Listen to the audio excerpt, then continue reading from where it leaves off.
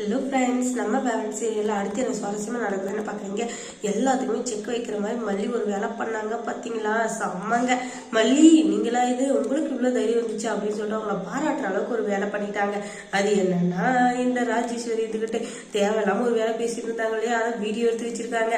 இந்த 1 மணி நேரமாக உங்கள் ஃபோன்லேருந்து ஃபோன் பண்ணது பேசுறது எல்லாமே நான் தான். இதுக்கு மேலே என்கிட்ட வாழாட்டுன்னு வச்சுக்கோங்க, வாழை தூண்டா நறுக்கிடுவேன் அப்படின்னு சொல்லிட்டு எல்லாம் பேசிட்டு எல்லாத்தையும் ரெக்கார்ட் பண்ணி வச்சுக்கிறாங்க. அதுக்கப்புறம் இந்த வீட்டை விட்டு துரத்துறது தான் என்னோட வேலை அப்படின்னு சொல்லிட்டு அவங்க சொல்றப்ப அழிக்கிறாங்க. பாருங்க பதிலடி, இங்க பாருங்க இந்த வீடியோ பிடிச்சிருந்தா தயவு செஞ்சு நீங்க கொஞ்ச நேரம் நிம்மதானமா பாருங்க, அதுக்கப்புறம் பேசிக்கலாம் அப்படின்னு சொல்லிட்டு சரியான வீட்டை அடிச்சு அந்த வீடியோ காட்டுறாங்க.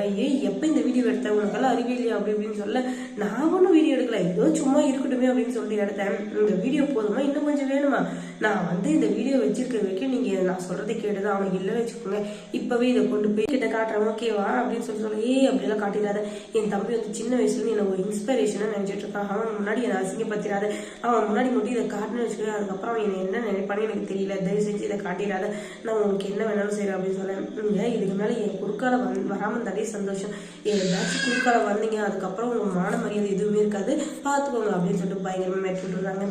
இவளுக்கு ஏன்னா இது வீடியோ கட்சிக்கு எப்படி வச்சிருக்கோம் அப்படின்னு சொல்லிட்டு பயங்கரமா மண்டியை பிடிச்சிருக்கிறாங்க.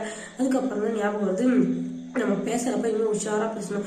எந்த இடத்துல கேமரா இருக்கும், எந்த இடத்துல போன் வச்சிருக்கோம்னு நமக்கு தெரியாது, அதனால உஷாரா பேசல, இவகிட்ட மாட்டிக்கிட்டு முடிக்க வேண்டியதான் அப்படின்னு சொல்லிட்டு அமைதியாகிறாங்க. அதுக்கப்புறம் விஜய் வந்ததுக்கப்புறம் ஏதாச்சும் நடக்கணும் அப்படின்னு சொல்லிட்டு எதிர்பார்த்துட்டு இருக்காங்க.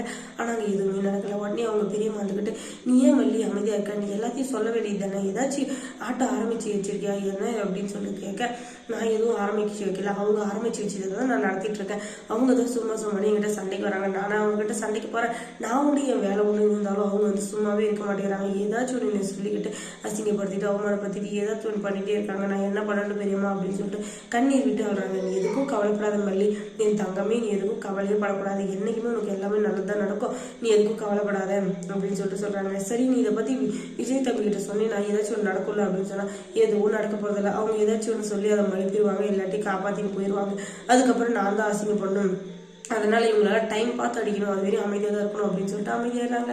அதுக்கப்புறம் என்ன எதுவும் சொல்ல போல அப்படின்னு சொல்லிட்டு டைனிங் ஹாலில் உட்காந்துக்கிட்டு எல்லாரும் பேசிட்டு சந்தோஷமா சாப்பிட்டுக்கிறாங்க. இந்த நேரத்தில் எதையும் சொல்லி நம்ம கஷ்டப்படுத்தக்கூடாது அப்படின்னு சொல்லிட்டு மல்லி இருந்துட்டு அமைதியாக இருக்காங்க.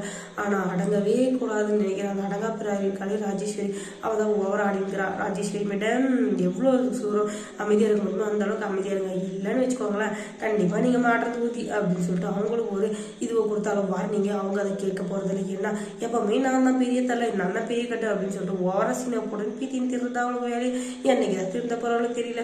அதுக்கப்புறம் மல்லி சீரியல்ல என்ன சுவாரஸ்யமா நடந்திருக்கும் நீங்க தெரிஞ்சுக்கணும்னா நம்ம சேனலை சப்ஸ்கிரைப் பண்ணுங்க, அதோட பக்கத்துல இருக்க அந்த பெல் ஐக்கனும் கொஞ்சம் கிளிக் பண்ணிடுங்க, தொடர்ந்து அந்த சேனலுக்கு சப்போர்ட் கொடுங்க. அதோட மல்லி சீரியல்ல யார் யார் உங்களுக்கு பிடிக்காது அப்படின்ற கமெண்ட்ஸ்ல தெரிவிங்க. அதுக்கப்புறம் விஜய் கிட்ட, மல்லி தான் என்னுடைய உலகம், இனிமேல் மல்லியை விட்டு நான் யாருக்கும் இது விட்டு கொடுக்க போறதில்லை, மல்லி என்னைக்கு இருந்தாலும் எங்க நல்லதுக்காக தான் இந்த வீட்டில் இருக்கா, அவளை நம்ம விட்டு கொடுத்துட்டோம்னா அதுக்கப்புறம் நம்ம வாழ்க்கையில எதுவுமே இல்லை அப்படின்னு சொல்லிட்டு புரிஞ்சுக்கிட்ட விஜய் இருந்துக்கிட்டு இனிமேலாச்சும் மல்லி கூட சேர்ந்து வாழும் அப்படின்னு சொல்லிட்டு முடிவு எடுப்பாரா இல்லையா அப்படின்றத தொடர்ந்து பார்க்கலாம். Thanks for